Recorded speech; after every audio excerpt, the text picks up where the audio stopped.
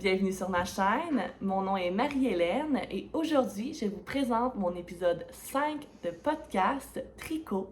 Alors, on va parler de tricot pendant un petit moment et aussi une nouveauté, je vais parler de filage.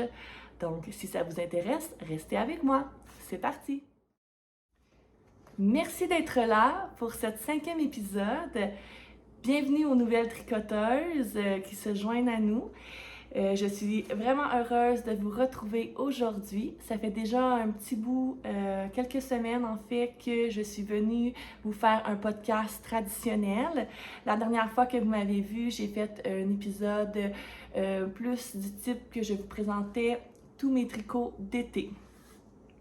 Donc, j'ai tricoté énormément durant mes vacances. J'ai eu 2 semaines de vacances. Il y a déjà 2 semaines de ça.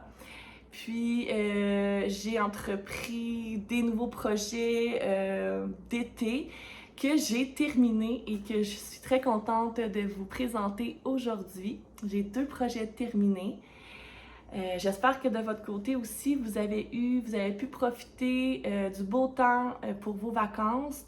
Ici, au Québec, il a fait super beau. Je crois que j'ai à peine vu la pluie durant mes congés.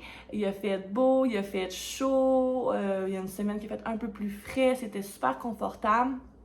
Donc, on a pu faire, moi et ma famille, plusieurs petites activités là, pour décrocher du quotidien. Alors, et ça m'a permis en même temps de prendre du temps pour moi et de tricoter. Alors, sans plus tarder, on va y aller avec ce que je porte. Donc, en ce 22 août, j'ai un envie plus de projets d'automne. Automne-hiver, pour moi, les projets d'été, c'est terminé. J'ai plus envie d'en castonner. Alors, aujourd'hui, j'ai mis un cardigan que j'ai tricoté l'année passée pour vous inspirer peut-être un petit projet plus d'automne. Donc, je vous le présente. C'est le Dune Cardigan de Caidry. J'espère que c'est comme ça que ça se prononce. Comme vous savez, j'ai beaucoup discuté avec les prononciations des noms. Donc, c'est pour ça que je vous l'écris toujours en bas de l'écran. Alors, ce merveilleux cardigan, je l'ai tricoté avec la laine de Drop Air de Garn Studio. Je vous le montre ici. La Drop Air. Donc, c'est une laine assez grosse et moelleuse. Je l'ai tricotée avec des aiguilles 6 mm, donc c'est super rapide comme projet. Je vous donne la composition. Donc, c'est un des 50 grammes. Il y a 150 mètres pour 50 grammes. Ça contient de l'alpaga, 65% d'alpaga, 28% de polyamide et 7% de laine. C'est une laine qui est super abordable, 10,95 du 50 grammes. Donc, j'ai acheté 6 balles de laine et il m'en est resté une complète et même un petit bout de la 5e balle. Alors, c'est un projet qui ne revient pas trop dispendieux. Donc, j'estime à 60 $ le coût de ce cardigan. C'est une laine qui est vraiment, vraiment légère, qui est très chaude, qui est très douce. Je la trouve super confortable, elle ne me pique pas du tout. Donc, c'est un projet qui se tricote de haut en bas. On commence par le dos, on crée le V en même temps, tranquillement. Et lorsqu'on arrive au-dessous des aisselles, on joint le dos. Donc, mais c'est tricoté en aller-retour vu que c'est un cardigan. Donc, ça fait un petit bout que j'ai tricoté, là, j'essaie de me souvenir. On n'a pas à mettre des mailles en attente pour les manches parce que c'est des manches tombantes. Donc, on va relever les mailles pour aller créer la manche. Donc, puis quand on arrive ici, on commence le petit motif de dentelle. Alors, c'est un projet qui demande un peu de concentration, mais qui est super simple dans le petit travail de la dentelle. Et on peut le faire à la longueur désirée. Ensuite, on relève les mailles pour faire l'encolure. Oui, bref, j'ai un blanc. Donc, on relève les mailles, puis on fait des côtes avec des aiguilles 5,5 mm. Puis pour la manche, on fait juste un petit travail de dentelle, là. Il n'y a pas de diminution. On fait le petit travail de dentelle et après ça, on fait les côtes. Donc, c'est une manche qui est un petit peu large, mais qui est un petit aisance, mais pas énorme, là. Donc, comme je vous dis, ça fait un bout que j'ai tricoté, donc j'ai un petit peu des blancs de mémoire. Ça m'a pris 1 mois de tricoter. J'ai tricoté la taille large. Et j'adore comment il tombe sur moi. Parfois, certaines personnes disent que c'est une laine qui peut avoir tendance à déformer, mais je vais juste me lever un petit peu pour vous montrer, puis je vais aussi avoir un petit dos inséré pour que vous puissiez voir. Mais moi, de mon côté, j'ai pas l'impression que elle déforme. Au contraire, là, il reste très beau. La laine, elle bouloche un peu. Vous pouvez voir ici, là, j'ai un peu de bouloche sur les endroits où il y a un frottement. Fait qu'il faut le raser une fois de temps en temps. Mais vu qu'elle est comme fluffy un peu, je trouve que ça fait partie du style, là. J'ai beaucoup aimé tricoter cette laine-là, étant donné aussi qu'elle est abordable, qu'elle est légère, qu'elle reste relativement belle et qu'elle ne me pique pas. J'ai le désir de me refaire un projet avec cette laine. C'est la couleur clé, qui est un beau rose, brun, beige rose. Je trouve que ça me va vraiment bien comme couleur. Donc, pour le choix du patron et de la laine, je suis vraiment contente. C'est un patron que vous pouvez retrouver en français, qui, dans mes souvenirs, était super simple à suivre. J'ai que des commentaires positifs à vous donner. Donc, c'est ce qui est de mon cardigan, le Dune Cardigan. Donc, maintenant, je vais vous parler de mes projets terminés.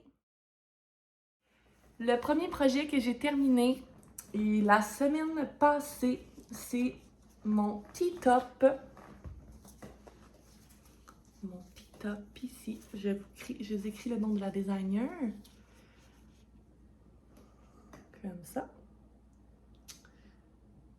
Je vais aller le mettre tout à l'heure pour vous montrer comment il tombe sur moi. Je l'ai tricoté avec la laine de Noro, qui est la Kakigori. Donc, c'est une laine qui est japonaise. 50% coton, 30% soie, 10% viscose et 10% polyamide. Alors, je trouvais que c'était une laine qui était super intéressante. J'avais envie de texture, de petits spickles de couleurs. Donc, quand j'ai vu cet écheveau de 200 grammes qui fait 600 mètres, je me suis dit que j'en aurais assez de juste une grosse balle pour faire un projet. Donc, je devais trouver un projet qui était simple, étant donné la texture et les petits effets de couleur. Là, je voulais pas de dentelle ou de jacquard quelconque. Là, je voulais vraiment quelque chose de simple et d'unique. Très contente du résultat. Il m'est resté ça de laine. J'ai eu peur à un certain moment d'en manquer. Donc, je l'enfile et de toute façon, j'ai très chaud avec ça. C'est pas tant la température pour porter un cardigan aujourd'hui. Donc, je vous l'enfile et je vous en parle davantage. Et voilà. Ah, on est beaucoup mieux. J'avais chaud. Donc, et voilà pour mon petit tee-top. J'ai fait la taille... j'ai fait une taille un peu plus petite que mon buste. C'est comme en mesure de buste, il n'y a pas de chiffre ou de large médium. Moi, j'ai fait 41 pouces de buste et j'ai pris, je crois, 37,5 parce que mon échantillon était un peu plus grand que ce qu'il était recommandé. Je l'ai d'emblée fait avec des aiguilles 4,5 mm parce que j'avais vu des modèles tricotés avec cette laine-là de ce projet et ils conseillaient de les traiter avec des 4,5 mm. Alors mon échantillon, je l'ai fait avec des 4,5 plutôt que des 4. Il était un peu plus grand. Donc, plutôt que de diminuer ma taille d'aiguille, j'ai diminué la taille recommandée. Donc, c'est encore un patron qui se commence par le dos. On vient créer ici après le devant avec l'encolure.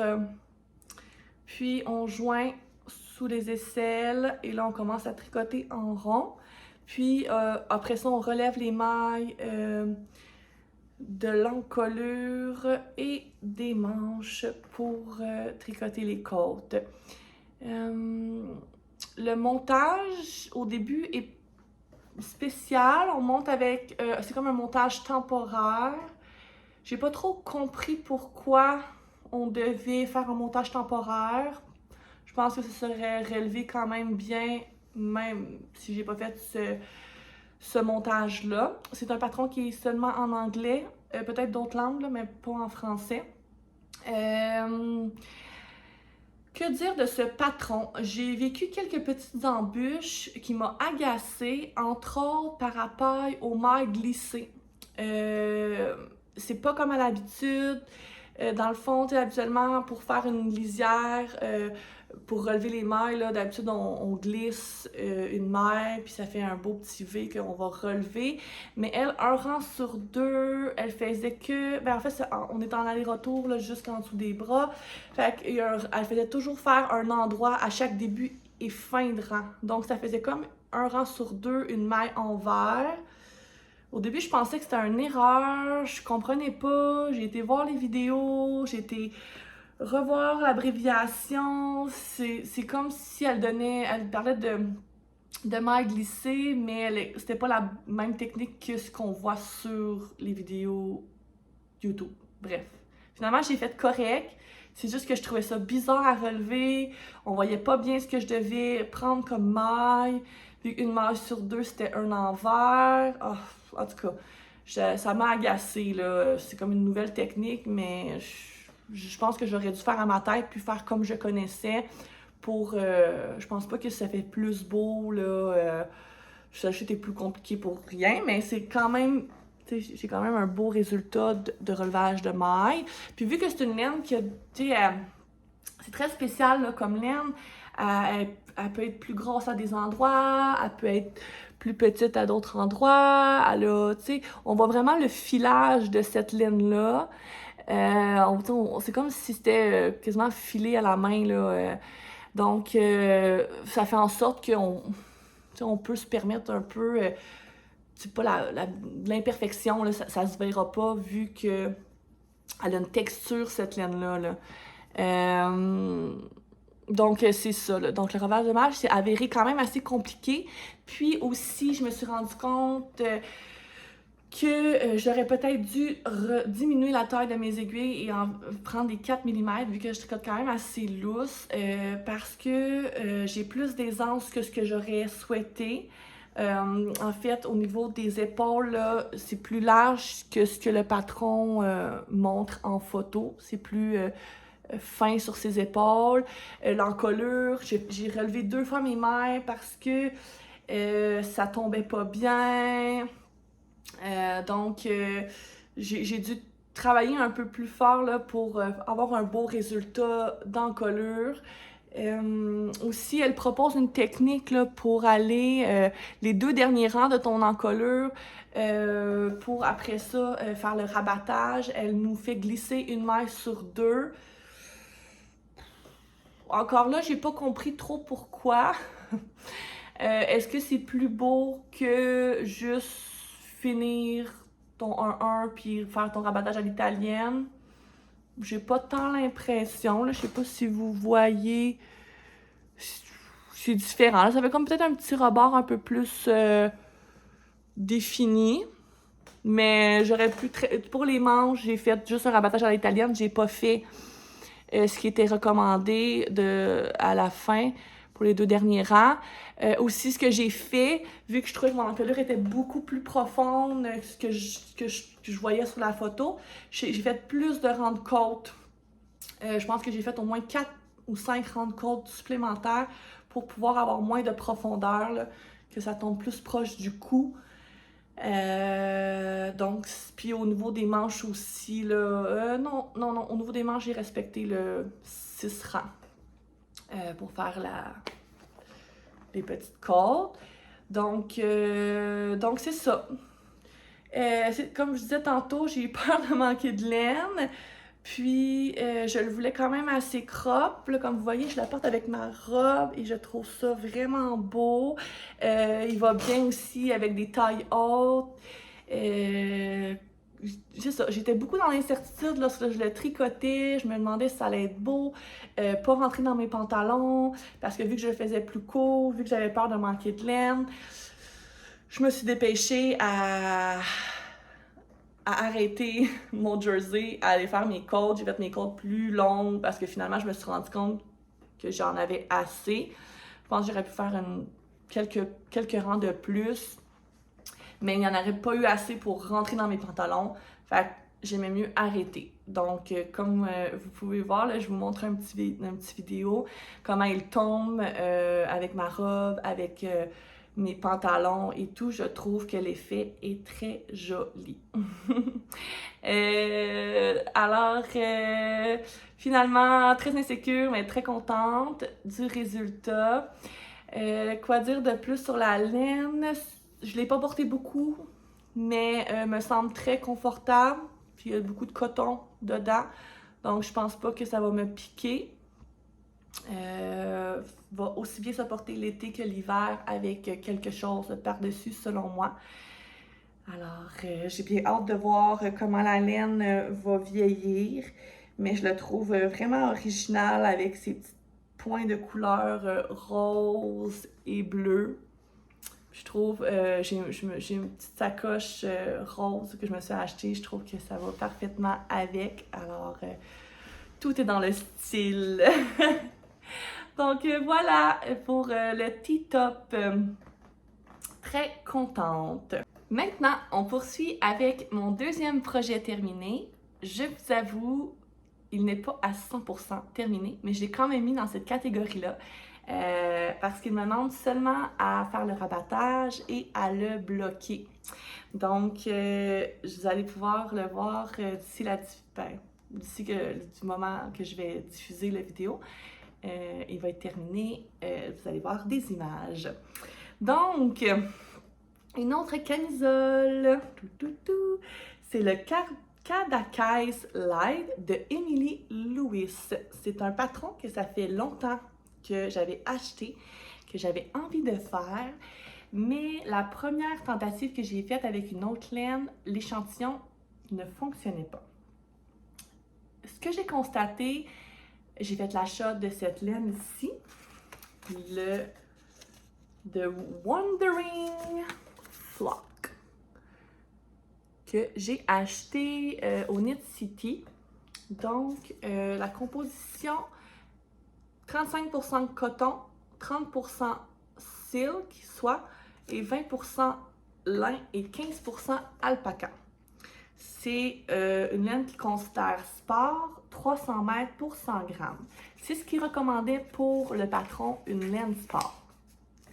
Donc, j'ai racheté une laine sport, parce que l'autre aussi, c'était une laine sport. J'ai fait l'échantillon et ça ne fonctionnait pas encore. Et elle propose des aiguilles 3,5 mm. Puis, j'ai descendu au 3 mm. Et mon échantillon est encore un peu trop grand. Je pense que j'avais 22 mailles pour je sais plus combien de rangs. Peut-être 32 rangs, c'est ce qui était proposé. Donc, même elle propose 26 mailles par 32 rangs. Fait que c'était encore trop large. Je trouvais quand même que c'était une bonne écart, 22 versus 26. Fait que j'ai diminué mes... non, c'est ça. Dans le fond, ça me donnait cet échantillon-là avec des 3 mm. Donc, elle doit tricoter très serré. Et moi, je tricote lousse. C'est ce que j'ai conclu. Donc, j'ai diminué ma taille pour pouvoir faire relativement là, une taille qui me va. Donc, j'ai fait la taille médiane plutôt que large. Donc, c'est une construction qui est de haut en bas. On commence avec les belles bretelles en torsade. C'est 2 petites torsades. Donc, on commence le patron, on fait notre bretelle. Et après ça, on va faire le V en avant de chaque côté pour pouvoir faire le décolleté. Et une fois, on joint. Comme vous pouvez voir, il y a une démarcation. C'est parce que j'ai bloqué mon haut avant de joindre. J'étais très insécure par la longueur des bretelles parce que le patron disait 11 pouces de bretelles, mais qu'on pouvait étirer pour mesurer. Et là, je me disais, ah, mais là, si mes bretelles sont trop longues ou sont trop courtes, je suis fait, là. Je pourrais pas le modifier. C'est là que j'ai compris pourquoi la plupart des camisoles étaient tricotées de bas en haut, parce que quand la bretelle convient pas, on peut juste la raccourcir. Tu sais, on est rendu à ça à la fin. Mais là, vu que c'est de haut en bas, on pouvait pas faire ça. Donc là, j'ai comme eu une insécurité, puis je me suis dit, ah, s'ils sont trop longues ou sont trop courtes, qu'est-ce que je vais faire? Puis quand on fait la bretelle, puis qu'on va tricoter le V en avant, on met les mailles en attente ici pour aller relever, pour aller les tricoter en fait quand on joint en rond. Alors c'est ça. Donc j'ai bloqué, j'ai tiré mes bretelles au max, parce que j'avais fait vraiment comme juste là, quand je les ai tirées à la longueur proposée. Donc, comme ça, après ça, j'ai pu l'essayer, puis il avait rallongé vraiment à 11 pouces. Alors, puis je voulais pas que le décolleté soit trop plongeant non plus. Alors, on voit un peu la bretelle en avant tressée, mais tu sais, plus on la fait longue, plus le décolleté aurait été profond et je voulais pas ça. Alors, vous pouvez voir là sur le petit vidéo que ça tombe bien. Alors, une fois bloqué, les mailles s'égalisent. Tout vient droit, là. C'est beau, là. C'est beau, la différence. Fait que j'ai hâte de le bloquer au complet. Ça va tout être droit. Puis, il n'y a pas... Ce que j'aime de ce patron-là, c'est qu'il n'y a pas de finition à faire. Tout se tricote. Il y a une belle maille lisière ici. Et là, à voir avec le blocage, j'ai un petit doute, inquiétude, parce que ça roulotte dans le dos. Donc, est-ce qu'avec le blocage, ça va être correct? Donc, j'ai un petit suspense ici. Si ça roulotte encore, je vais peut-être relever les mailles pour faire un I-cord. C'est la solution que j'ai trouvée. Je l'ai laissé sur le fil parce que, avant de le bloquer, parce que je suis toujours un peu insécure de la longueur. Alors, j'ai 2 écheveaux de 100 grammes. Puis, il me reste peut-être le quart de la deuxième. Donc, je pourrais le faire plus long si je ne le trouve pas assez long. C'est cute dans la petite pochette. Pochette que j'ai achetée entre Sœur Hélène, dans la boutique Entre Sœur Hélène à Québec. Je suis allée sur place pendant mes vacances dans la boutique. Puis c'est fait spécialement pour mettre ta balle de laine. Fait que je trouve ça quand même assez pratique. C'est la première fois que j'avais ce genre de petit sac. Petite parenthèse par rapport à la boutique à Québec de Entre Sœur Hélène, ça fait pas longtemps qu'elle est ouverte. Une très belle boutique avec toute sa laine disponible. Donc, si vous êtes proche de Québec, je vous conseille d'aller faire un tour. J'ai pas acheté de laine, j'étais pas en mode d'achat de laine. Donc, je me suis acheté des petits accessoires, des aiguilles.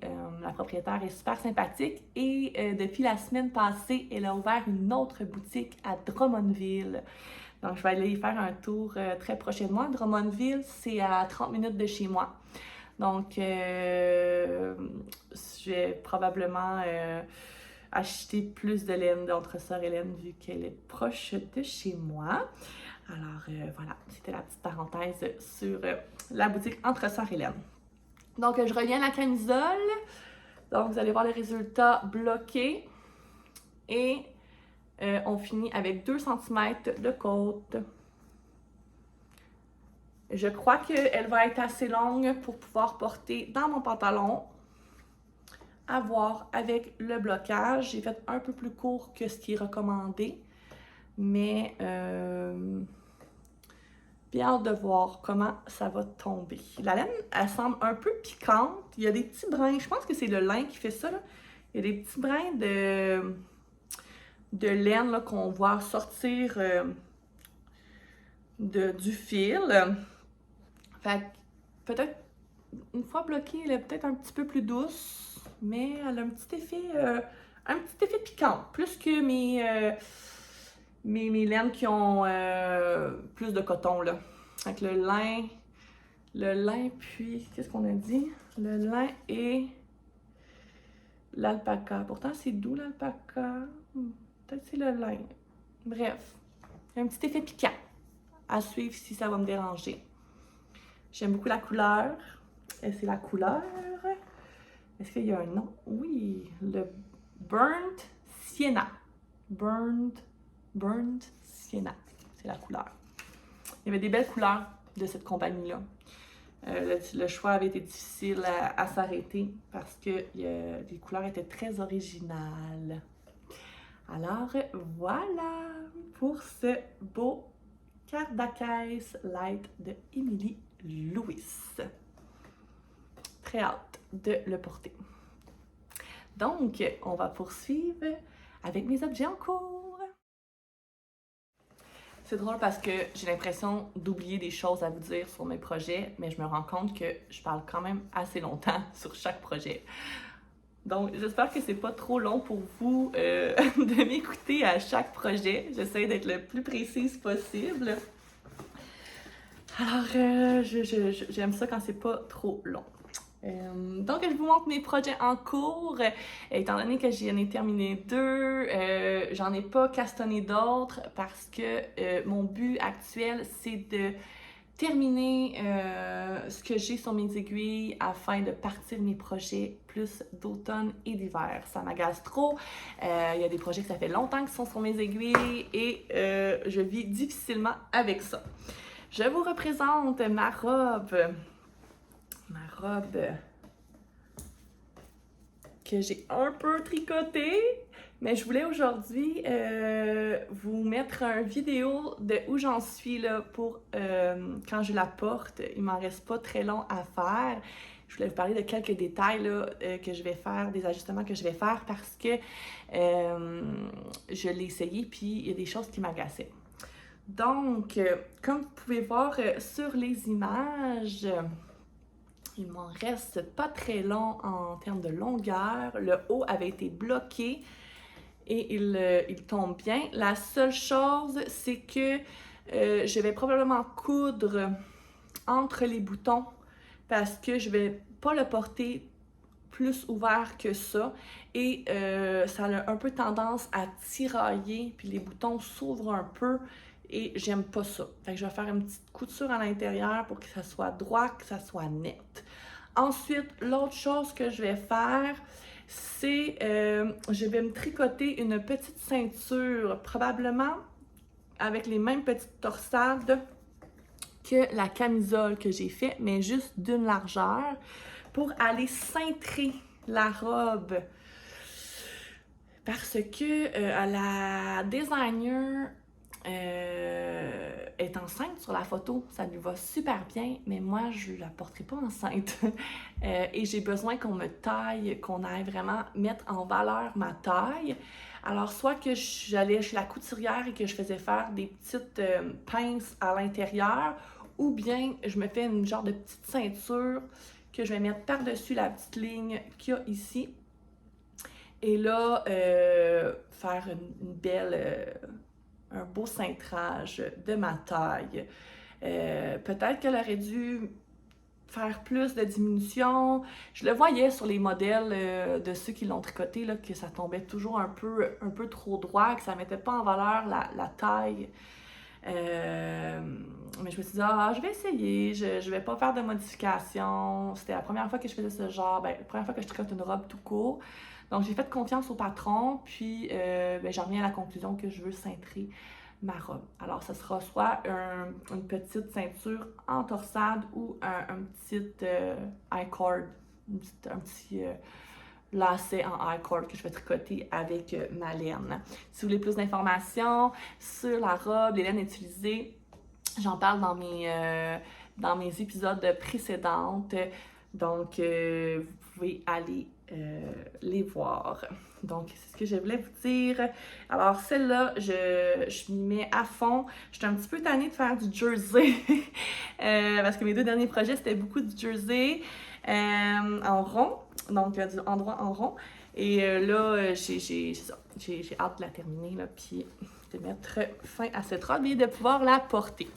Deuxième projet en cours, vous les avez aussi déjà vus, c'est mes petits bas de poule.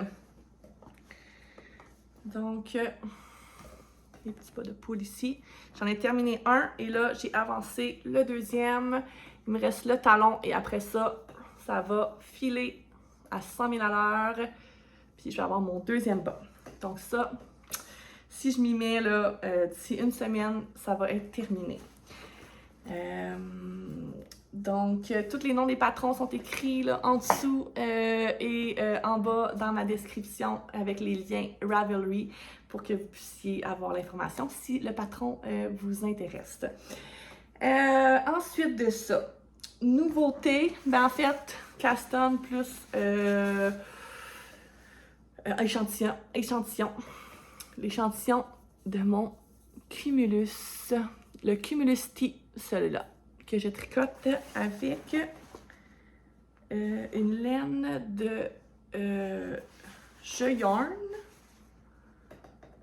J'ai pas l'étiquette, je l'ai pas dans mon sac. Attendez, j'en ai un ici. Non, ouais, je laine, mais écrit Yarn en arrière. Donc c'est la Bella, une laine super douce, mérino cachemire, soie, donc il y a une petite brillance. Il propose de tricoter avec des 3 mm. Mon échantillon est un peu trop petit. Puis j'aurais aimé un effet un peu plus ajouré, moins dense et pas de Donc, je vais probablement le tricoter avec des 3,5 mm. Puis, je vais le faire soit à manche 3/4 ou à manche longue. Alors, encore là, c'est un projet qui se tricote qu'en endroit. Donc, c'est pas celui-là que j'ai...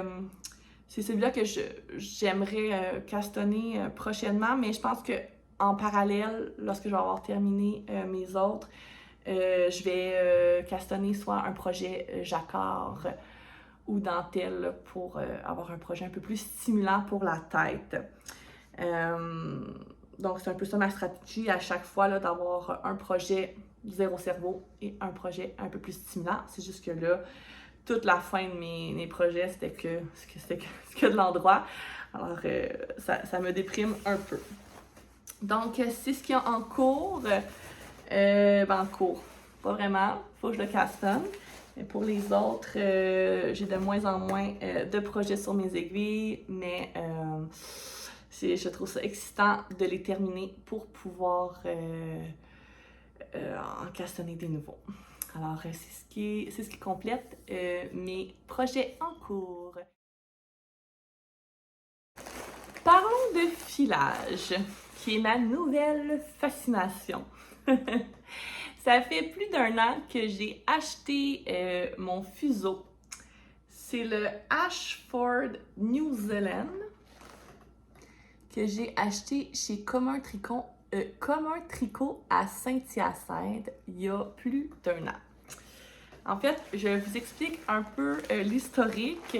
Moi et mon amie Ariane, on a eu une bulle qu'on voulait filer au fuseau. Puis on est allé à la boutique, comme un tricot, puis on a acheté de la fibre Corridel Bean Sprout. Comme ça. Et là, moi, j'ai même pas fait de tentative de filer avec cette fibre-là parce que mon amie Ariane a fait des tentatives et elle avait beaucoup de difficultés. Elle se cassait toujours. C'était laborieux. Je pense que j'ai fait un essai puis j'ai abandonné. Donc, on a mis ça de côté. On voulait prendre un cours avec quelqu'un. Ça l'a jamais donné. Donc, quand on est allé au Knit City, on a vu le magnifique kiosque de Allaire Artifact. Tellement beau, son logo, là. Son kiosque, tellement beau avec ses tresses de fibres, de laine.